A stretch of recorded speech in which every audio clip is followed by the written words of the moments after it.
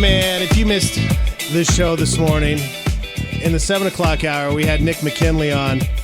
He's CIA. No bigs. Yeah, you know. Jeez, his story was His story's awesome. corroborated by another good friend of mine who is like my Rambo friend. So I'm like, oh, you guys know each other? All right. Corroborated. Deliverfund.org is the organization here locally in Albuquerque that goes after the sex trade industry. They help these people out that are caught, that are trapped.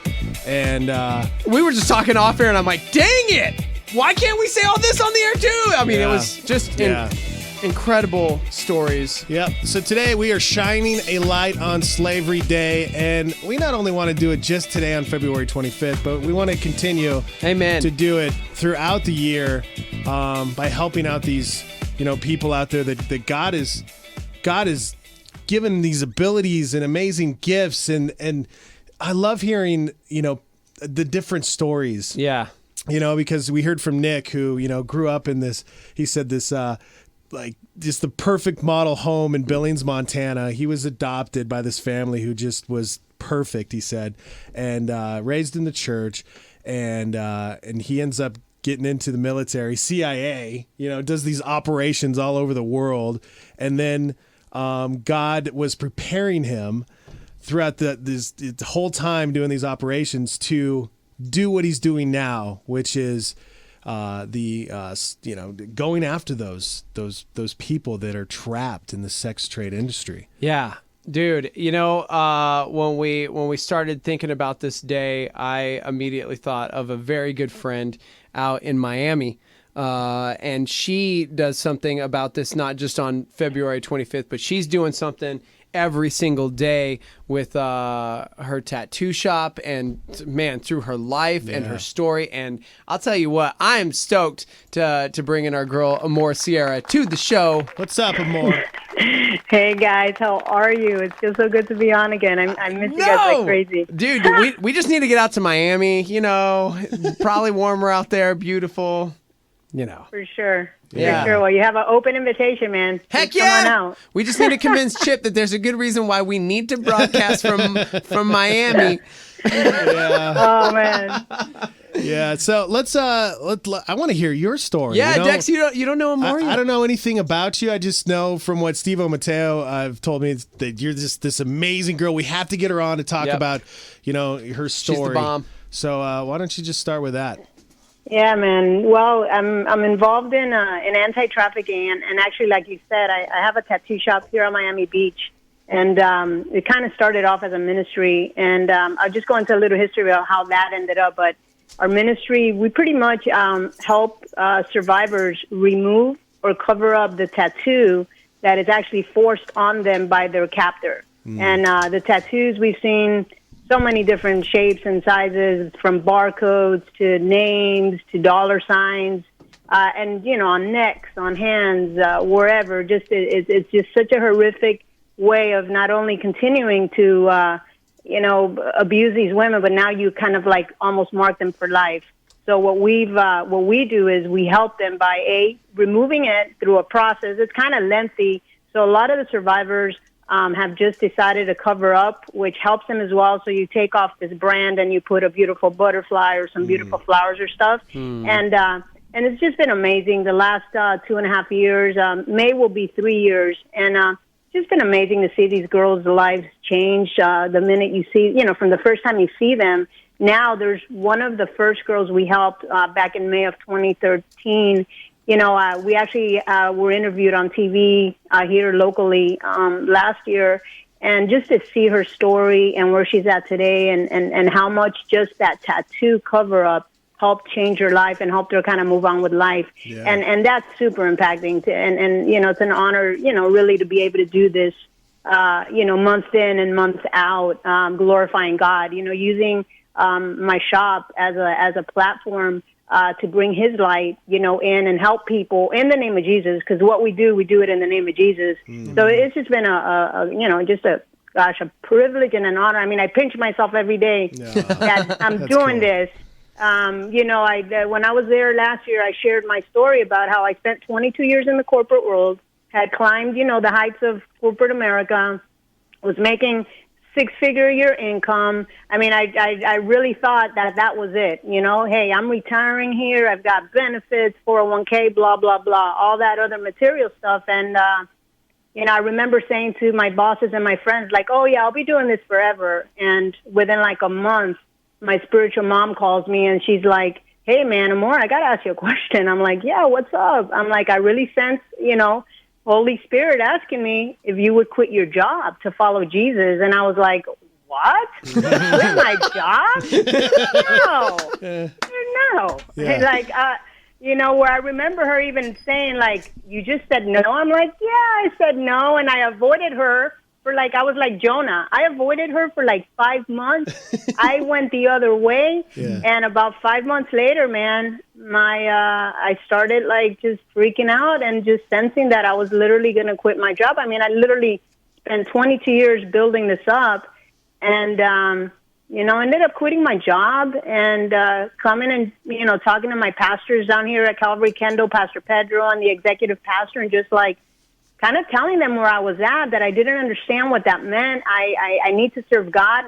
I don't know what this means, guys, but I need your guys' help, and I asked them to put me to work at the church, but not to pay me, that I would volunteer my time and I'd see what God would do. And around January, within a month, January 2013, the staff went up to the Passion Conference where Louis Giglio was, and they had just kind of started this End It movement. Mm-hmm. The whole basis for today during that year, and that conference, they really pushed this movement and the fact that there's 27 million people enslaved, around the world today, more than at any time in history. And modern day slavery is, human trafficking, sex trafficking, organ trafficking, child trafficking, forced child marriage, debt bondage, just all kinds of crazy things. And I started just getting moved. I didn't go to the conference, but I watched it online. Yeah. And on the second day or the third day, I remember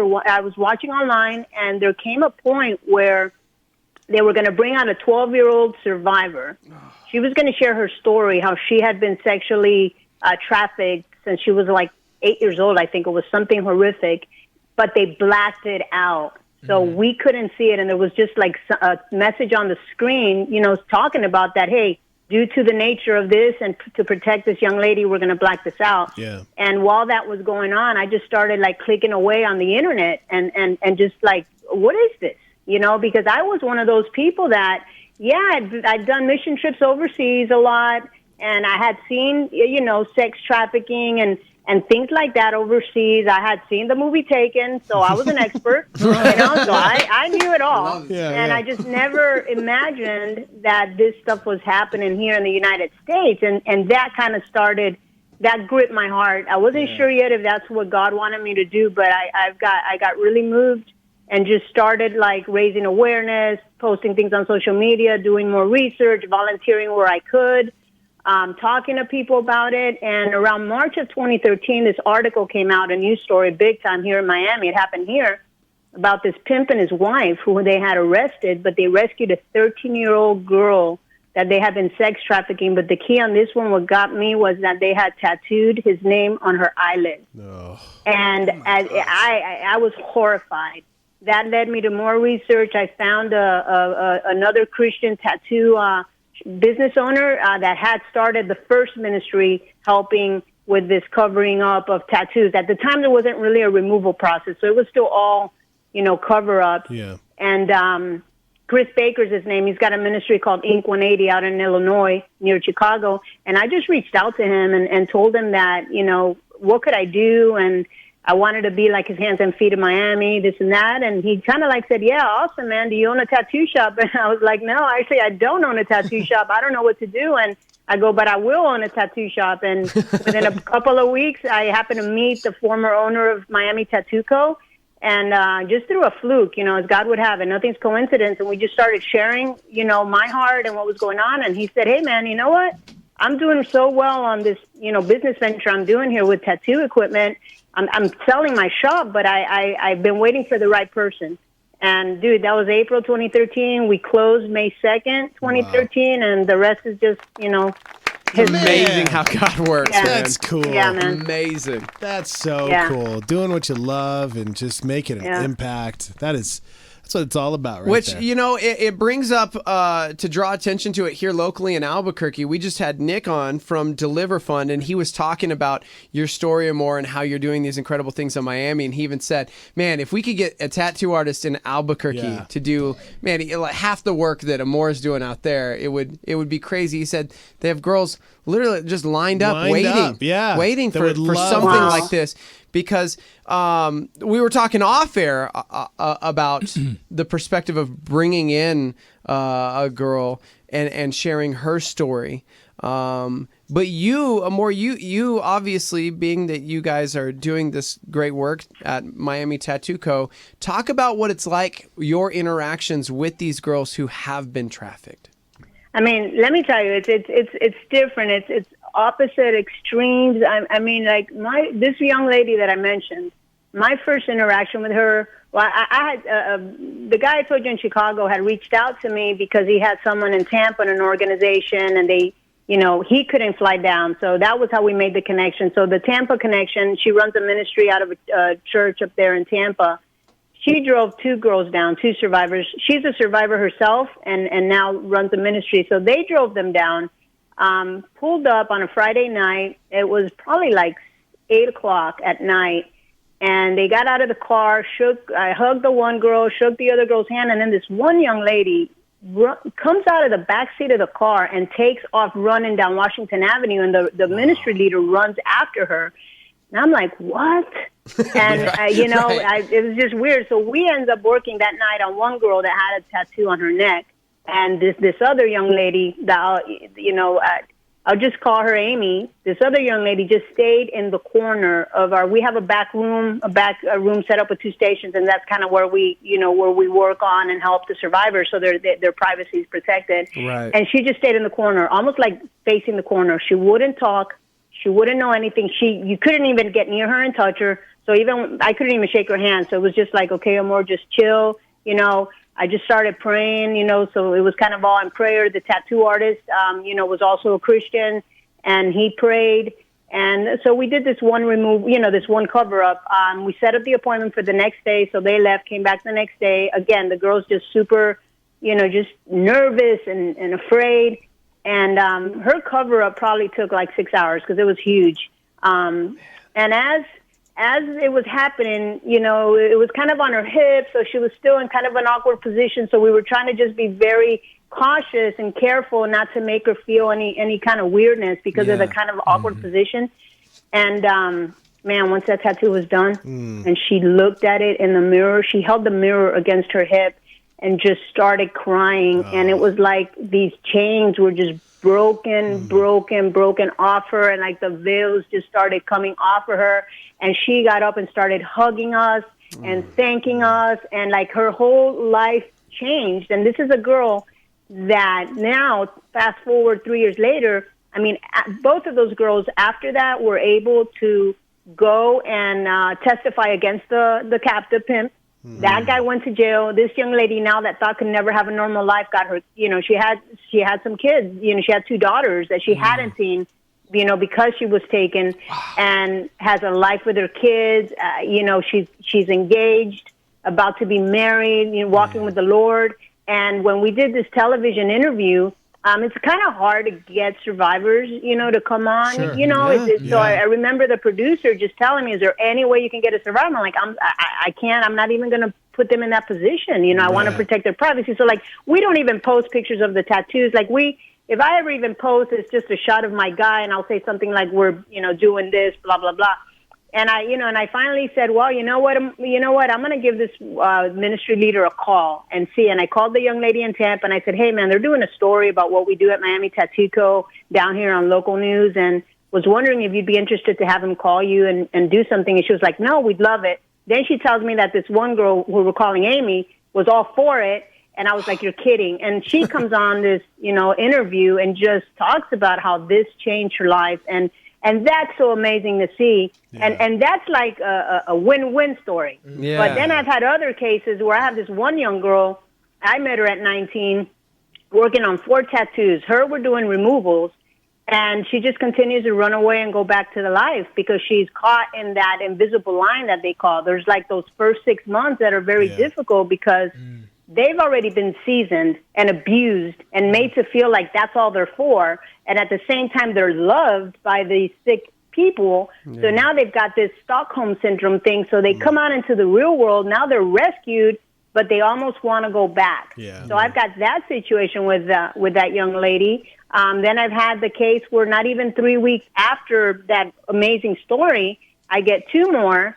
And these girls were recently just rescued, and they come into our tattoo shop skimpily clad, and it was like night and day. So even my artist was like freaking out and like, I don't know what to do. All she's doing is she's on Facebook chatting with guys. And I had to like say, dude, let me pray for you. You got to understand that we don't know what these young women are going through. Mm-hmm. And that might be her way out. And you can't look at it like, just because the girls last month were like stuck, so shy, you can't look at it like we're not going to get girls that are just recently out and that they still need our love and they still need Jesus to get them to that point. And, and again, with that girl, same thing. Once we took care of her tattoo, within 3 months, she's testifying against the captor, boom, boom, boom. So, I mean, this stuff does things for them. Mm-hmm. And us as a ministry, we just got to trust God, not let it take us, not take things personally. We don't know what these young ladies and young boys and men are going through. Right. So those are like the extremes of what I've seen, what we've seen in the stories we share. I'm so glad you were able to come on and talk a little bit about this because I know for this day, we're seeing the Facebook posts, we're seeing the Instagram profile pictures changing, and yet how can we practically, be a part of something? I know Nick earlier from Deliver Fund shared some practical ways that we could take action today. We posted those to our Facebook page, but also just hearing, like waiting on the Lord, because who would have thought that owning a tattoo shop would be, what I mean? Like what God would call you to do, and yet you were faithful in that and you listened to his instruction, and now obviously changing lives for these young men and women who were held captive and taken prisoner as sex slaves, in America, people. Right. Like this is happening in our towns. So Amor, I love you. I'm so glad to know you. That's so cool. Me too, man. Yeah, thank you, guys. Dude. Yeah. I love it. Love all you're doing. Listen to you guys online all the time. Love it, man. Yeah, cool. Girl. The best. Awesome. We'll get to Miami soon. Thank you so much. Thank you so much, Amor. All right. Yes. Amazing. All right. We'll see you, Amor. All right, my friend. God bless. All right. God bless you too. So I love her, man. Yeah. So today we're gonna have our podcast, but then we're also gonna isolate the 2 interviews. Yeah. And we'll post those later on Facebook and our social media, so you guys can share those specific things, use them as a resource. Yeah. And I posted the practical steps that you can take from Nick from Deliver Fund this morning. We've already had 14 people share it. Share and share away, man. Today we want to shine that light. So please go share that. Not just for the sake of Deliver Fund, but also for these practical steps that you can take today as a human being. You can get involved right now. Amen. Yeah. Maybe you're struggling with pornography. Man. You're listening right now. You have that addiction. You want to break free from it. But you got a good reason now. Yes, that's it. number one on that practical. Stop supporting it. Yeah, and remember what Nick said. He said that they found out 90% of the girls in porn have a link to human trafficking, like a link. That's nuts. It's crazy. 90%, 9 out of 10. All right, we got to take a break. We'll be back.